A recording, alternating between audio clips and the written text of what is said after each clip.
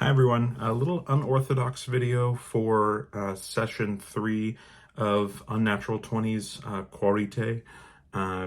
Session 3 we did, but the application I was using to film it didn't record. So I'm going to try and recap everything that happened during this session to the best of my memory. So hopefully that will connect session 2 and session 4 a little better. And hopefully you watch this video before skipping to session 4. So this episode starts with our gang deciding to go and get breakfast after the night that they spent in the inn run by the 3 older women. They are met with the 3 former police officers of the town that they met yesterday. The previous sheriff, known as Heel Cap, the previous deputy, known as Polestrap, and then the previous second deputy, known as Piper, who does not pipe up much. They're very silent. It's at this moment that they're talking to them that someone walks in, looks like a very dirty miner. He looks like he's a hard worker in that rugged kind of way, but not rugged like he doesn't take care of himself, just looks like he's got some calluses on his hands. Maybe doesn't have a whole lot of time for hygiene because he's usually working, but when he does have time, he does take care of himself. This character, the miner, is named Vamp, and he tells the group that he's just come back from mining in his own quarry, which is a smaller quarry than the main one that apparently the bears are working at. He does, however, also work as an overseer at the main quarry, and he says that he is not getting anything from his own, but the main quarry is producing a lot of output. Just by talking to this character, Vamp, our team gathers that he thinks he knows it all. He thinks he's got it all figured out. But he's also got some high ambition. He's hoping to strike it big within this mining business. The gang is also joined shortly by Ionia, Almanza's younger sister, who seems to know a little about everything because that's just who she is. And she decides to join them at the table, sitting on the end next to Vamp. It's at this moment that the chef walks over and hands a bowl of breakfast slop to Vamp as he's just joined them at the table. And we also have 2 bears come in, Hank and a very large bear.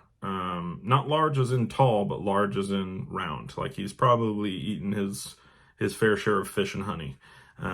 These 2 bears walk in, and Hank immediately notices Ben Daniels. Well, if it isn't Glenn Daniels. Tell me, Jen, do you know how quarries operate? Quarries operate a lot like life. We use these, And he lifts up a stick of dynamite, to blast away any of the negative stuff we don't want around. Ain't that right, Vamp? You see Vamp kind of cowers just a little bit. Not enough to make him look like a coward, but enough to be like I don't really want to talk to you right now. I then had the team roll a perception check where the DC was 17. I don't remember what the rolls were, but someone passed 17. And they saw that there were other bears that snuck in through the connection that the dining hall has to the building next door. So these bears are walking in the back, and with the high perception roll that I believe Weesatch rolled, she saw that they also had sticks of dynamite.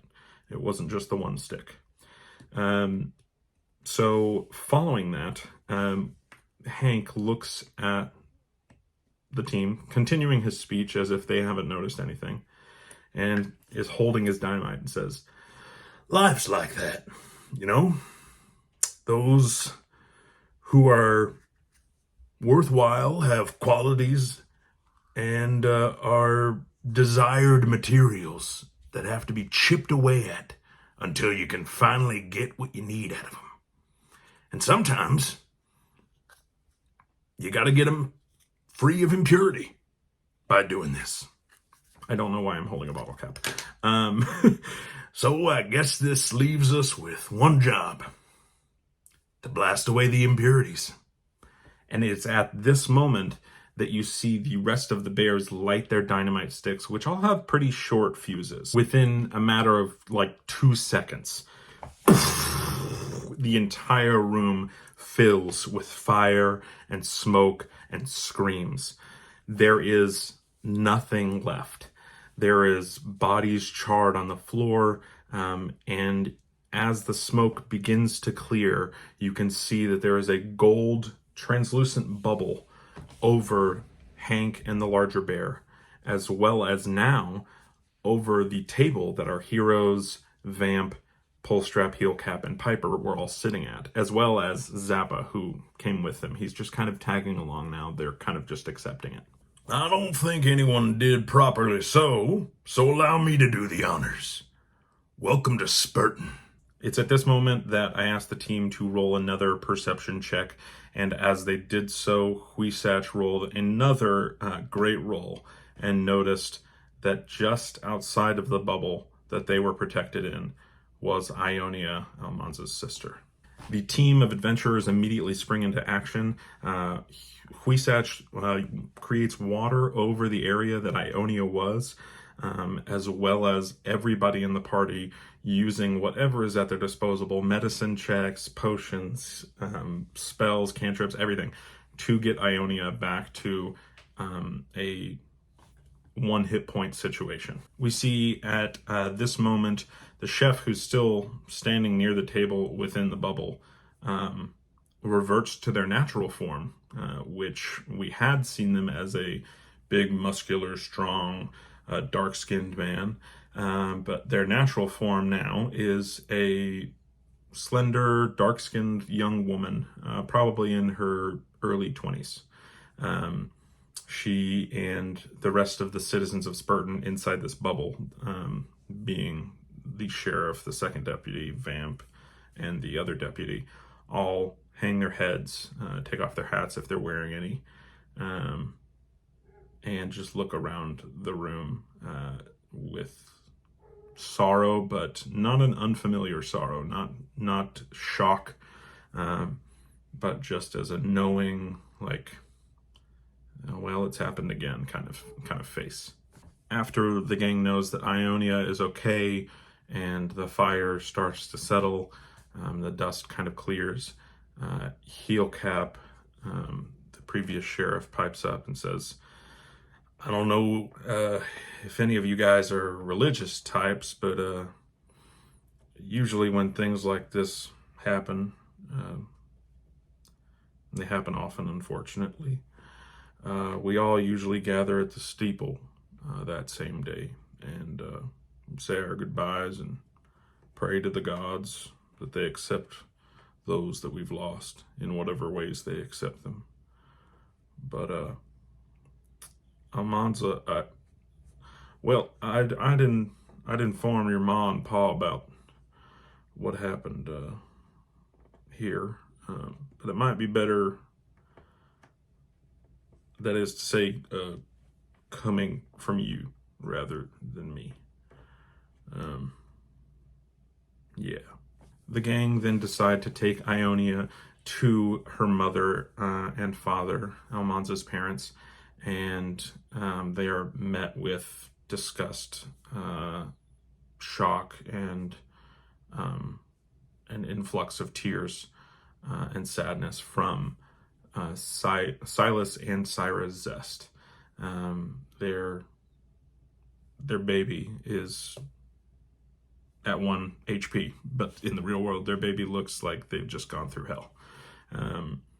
They asked what happened, the gang relays, and both Almanza's parents say, we're going to need some time, but we'll meet you at the steeple if you're going there later.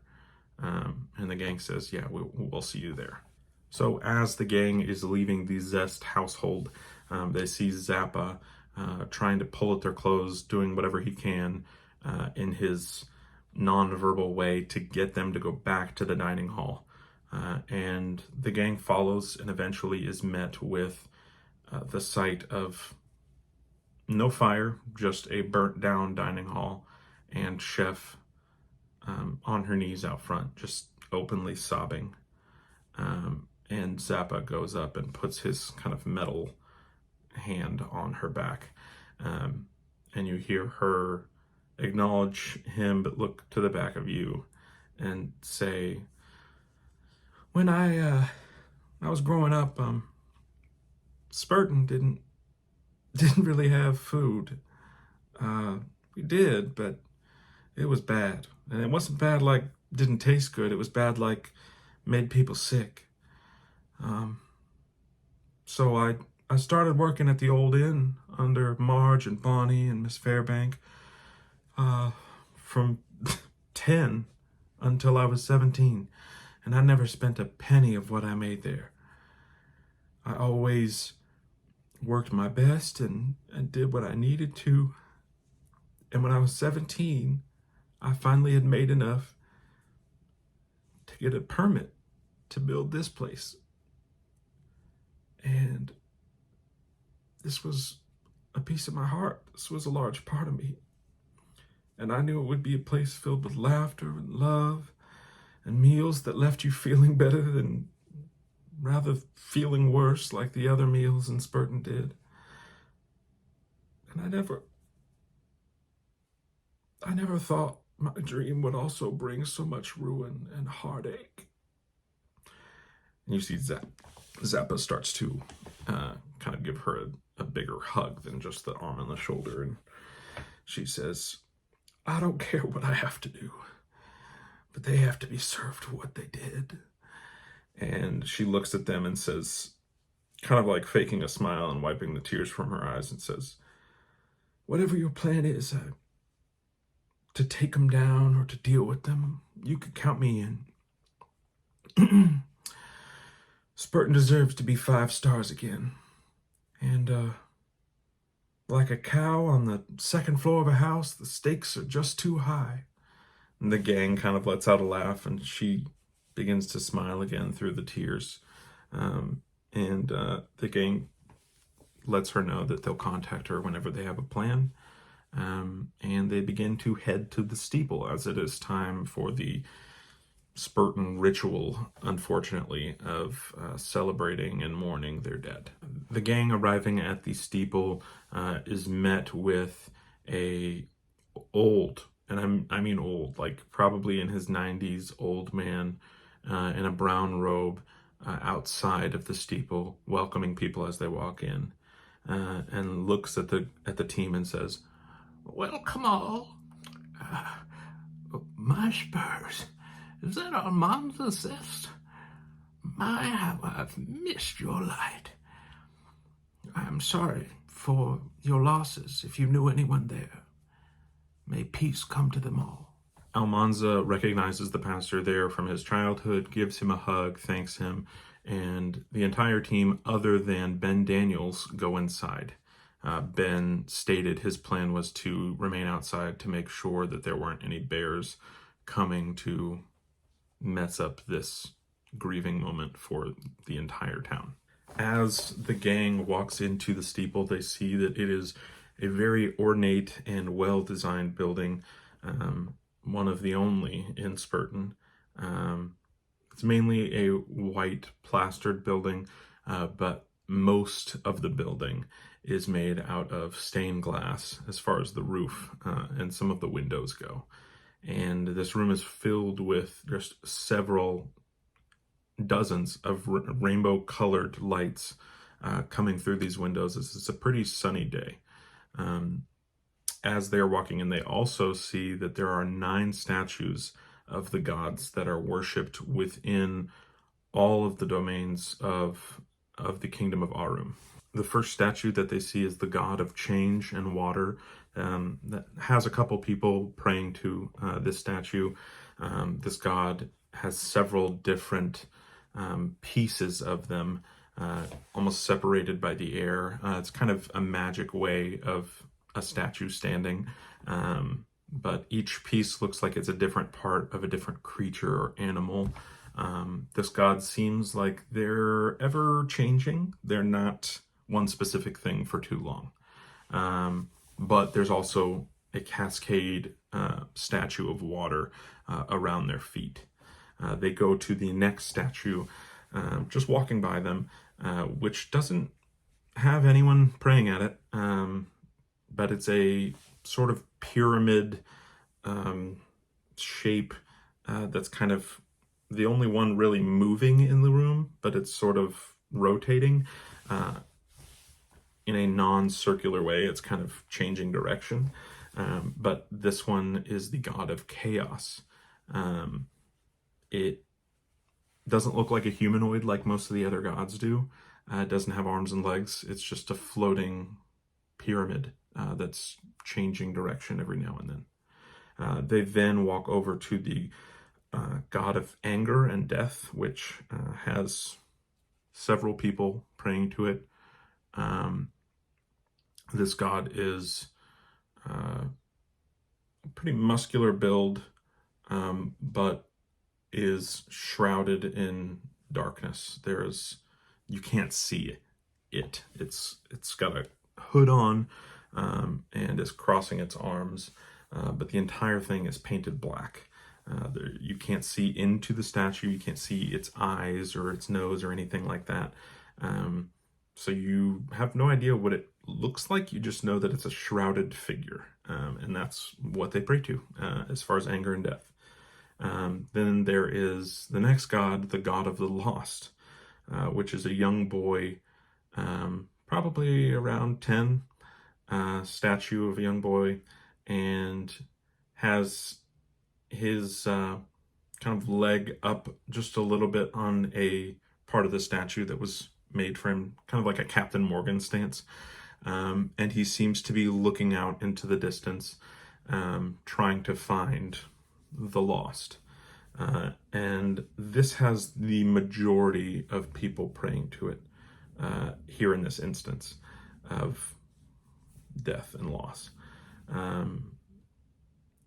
Right next to the statue of the young boy, or the god of the lost, is the god of life and healing. This is the one that, this is specifically the god or goddess that our character Faye prays to. And it's a pretty young woman.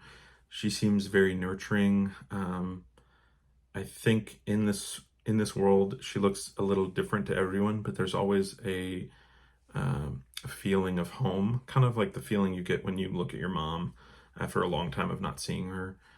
There's a comfort there, but yeah, I would say just a normal woman around probably 40 or 50, who just looks at everyone with care. But again, it's a statue, so who knows if she's always like that. Next to her, we're rounding out the last bit of the gods, is the god of friendship, which is a young girl with her hands on her hips like this, looking like she's ready to face whatever combats her, and she just looks fairly happy. But this is the god of friendship.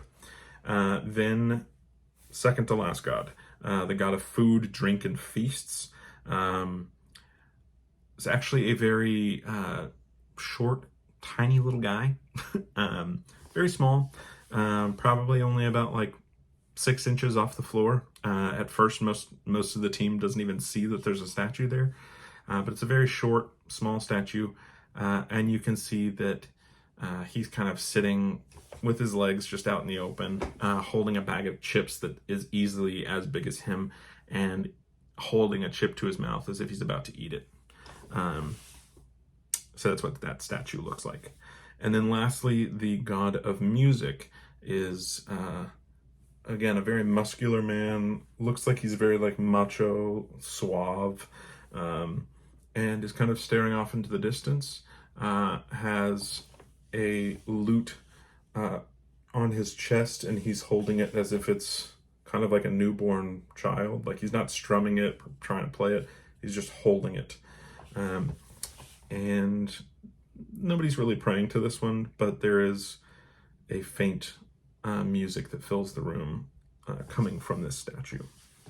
As the gang is there observing or praying or whatever they choose to do, the gang sees that there are 3 sets of eyes following them around the room, which are the god of chaos, that pyramid one we talked about that's rotating, the god of music, which we just talked about, and the god of life and healing, which is the one that Faye prays to. These three gods, not the statues themselves, but they can feel from them through a series of checks, they can feel that they are drawn to our adventurers in some kind of emotional and spiritual way. The gang doesn't know why. They didn't figure that out, but they know that there is some sort of connection there. After a while, after seeing all of these gods, whether they're observing or praying or whatever they choose to do in the room, they notice that 3 of the statues are specifically looking in the direction of Faye, no matter where she goes in the room. And it's not that they're moving, but it's almost like the painting that you see in a room, and anywhere you stand, it looks like the eyes are following you. It's that kind of feeling, but they're only looking at Faye.